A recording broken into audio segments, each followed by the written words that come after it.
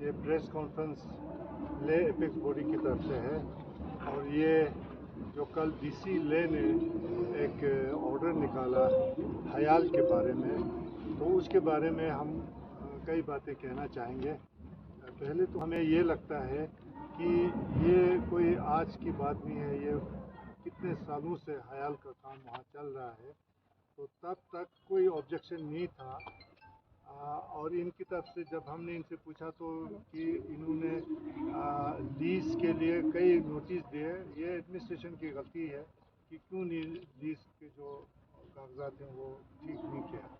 तो हमें ये लगता है ये विच हंट है, खामखा आतंक कर भी ये लद्दाख के लोगों के राइट्स के बारे में बोलता है, तो इनका आवाज़ दबाने का एक तरीका हमें लगता है।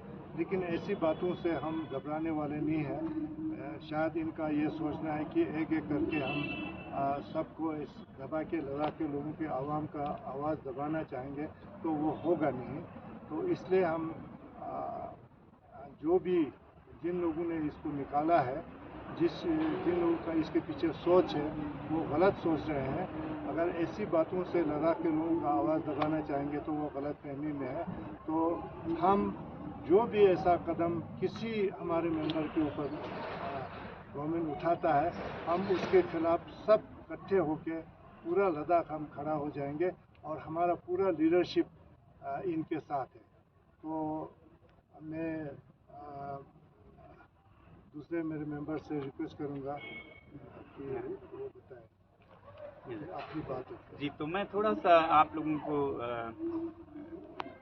इत्तला करूं कि ये है क्या हयाल अल्टरनेटिव यूनिवर्सिटी। दरअसल हयाल अल्टरनेटिव यूनिवर्सिटी 2017-18 में फ्यांग वैली में जब हम पानी के समस्याओं का समाधान ढूंढ रहे थे, आइस स्तूपा वगैरह बना के, तो परम पावन डिगुंग ग्याब्गोन छेसांग रिम्पोचे जी की मंशा थी कि ऐसे सॉल्यूशंस जैसे पानी के हो या फिर एनवायरनमेंट के हो, सर्दियों में सोलर एनर्जी यूज़ करना, ये इसको बाज़ाब्ता कायदे से पढ़ाया जाना चाहिए एक यूनिवर्सिटी या अल्टरनेटिव यूनिवर्सिटी की तरह।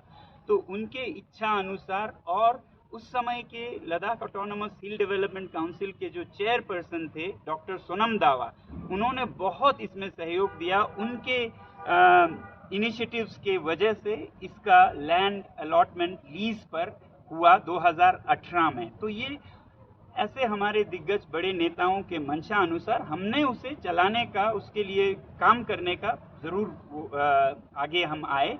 इसमें कई जगह कहा जा रहा है सोनम वांगचुक यूनिवर्सिटी या लैंड, ये ऐसा कुछ नहीं है। हयाल जो है हिमालयन इंस्टीट्यूट ऑफ अल्टरनेटिव्स एक सेक्शन 8 रजिस्टर्ड कंपनी है, यानी कि चैरिटेबल कंपनी है, नॉन प्रॉफिट कंपनी है, जो एजुकेशन के लिए काम करती है हमारे लीडर्स के इच्छा अनुसार। और तमाम लद्दाख के सारे लीडर्स फ्यांग में जमा हुए थे 2017 में, और सबके यूनानिमस कंसेंट से इसकी तश्कील दी गई थी, शुरुआत की गई थी। तो जैसा मैंने कहा 2018 में ही हमें अलॉटमेंट का लेटर उनसे आया था, और उसमें बेशक कंडीशंस थे कि ये सेट पर्पस के लिए यूज़ होना चाहिए और इसका लीज 1 साल के अंदर भरना चाहिए, वरना ये रद्द होगा। और कल हमें अचानक ये लेटर आया जिसमें हमारे डीसी साहब की तरफ से, अब वो एलएचडीसी के सीईओ की तरह ये पेश कर रहे हैं या यूटी एडमिनिस्ट्रेशन के तरफ से, वो हमें इल्म नहीं है। वैसे तो लैंड का पावर एलएचडीसी के पास है, मगर यहाँ पर एलएचडीसी को कॉपी तक नहीं दिया गया है, तो मैं थोड़ा असमंजस में हूँ। मगर जो भी हो, उन्होंने ये कहा है कि ये पर्पस के लिए नहीं चल रहा है। ये बिल्कुल गलत है। पर्पस जो शुरू के 2018 के कागजात में देखें तो establishment of an alternative university है। अल्टरनेटिव यूनिवर्सिटी यानी कि वैकल्पिक यूनिवर्सिटी, आम यूनिवर्सिटी नहीं, एक अलग जो पहाड़ों की ज्ञान को बढ़ावा दे, ऐसा यूनिवर्सिटी। तो उसके बारे में ये बना था, उसी के बारे में अभी लगभग 400 बच्चे यहाँ पढ़ के गए हैं, कॉन्वोकेशंस हुए हैं, भारतवर्ष पूरे से, हिमालय से, बाहर से भी स्टूडेंट्स आ रहे हैं, अभी भी हैं। तो उस तरह से ये चल रहा है। मैं इसके बारे में अलग से एक प्रेस कॉन्फ्रेंस आप लोगों को दे चुका हूँ, उसके अनुसार आप डिटेल पा सकते हैं, मगर ये पर्पस के मुताबिक चल रहा है। दूसरा जो लीज के 1 साल के अंदर लीज पे करना, वो तो हम 2018 से ही लगभग 4 बार, मैं डिटेल के कागजात भी आप लोगों को दिखाऊंगा, 4 बार उन्हें याद दिला चुके हैं कि आपने लीज अमाउंट नहीं लिया। तो हर बार उनसे माफ़ी के तरह का लेटर आया कि हमारे लीज के पॉलिसीज नहीं बने हैं, इसलिए हम नहीं कर पा रहे हैं।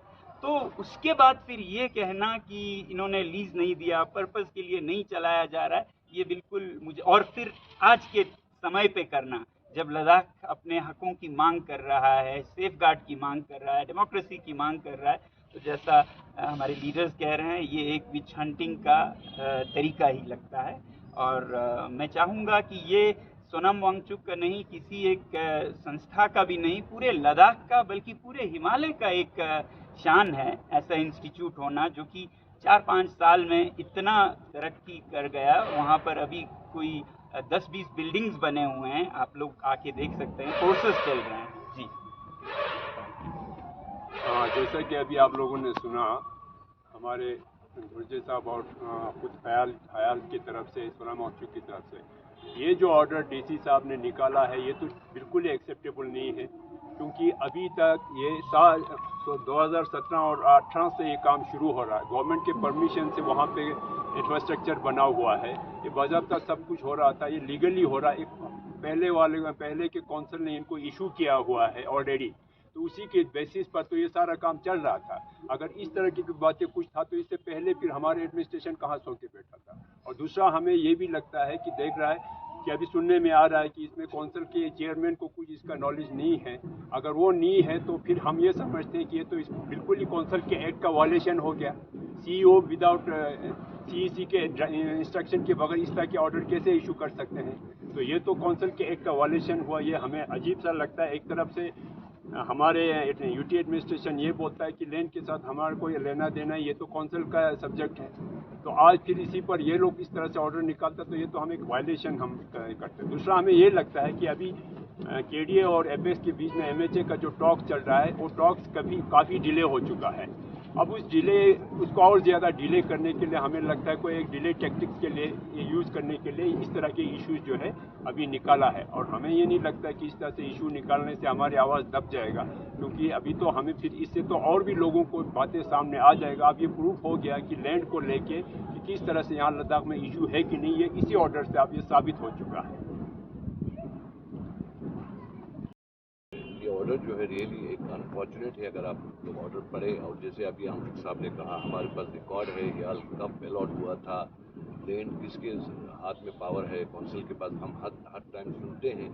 इस तरह से हमें ये लग रहा है जो हमारा मूवमेंट है एपेक्स और केडीए का, जो लद्दाख के 4 पॉइंट एजेंडा है, उसको दबाने का, एपेक्स और केडीए में डिफरेंसेस पैदा करने का, हमारे जो मेंबर्स हैं उनको किसी न किसी चीज़ में आप इसको अभी हमने कहा विच हंटिंग करके दबाने का, ये सब चीज़ें जो गंदा पॉलिटिक्स, डर्टी पॉलिटिक्स जो हम कहते हैं, हम उम्मीद करते हैं कि फ्यूचर में ऐसा ना करें। ऐसे पॉलिटिक्स से लद्दाख कमज़ोर नहीं होगा, लद्दाखी और एक हो जाएगा।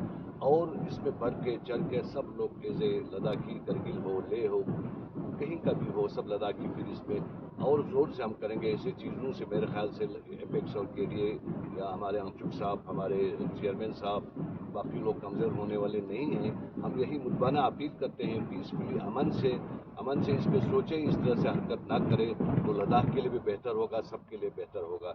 मैं यही चाहता हूँ कि लद्दाख जो एक पीस और हार्मोनी से रहते हैं, और जो हमारे डिमांड है वो भी कॉन्स्टिट्यूशनली वैलिड है, हम उसी हिसाब से डिमांड करते हैं। और जो भी हम यहाँ करते हैं वो पीस से करते हैं, तो इस तरह से तो फिर एक वायलेशन हो जाएगा और लोगों में और इसमें इश्यूज निकल आएंगे। तो ऐसे चीज़ें से बाज आए तो मेरे ख्याल से सबके लिए अच्छा होगा, यही मैं समझता हूँ।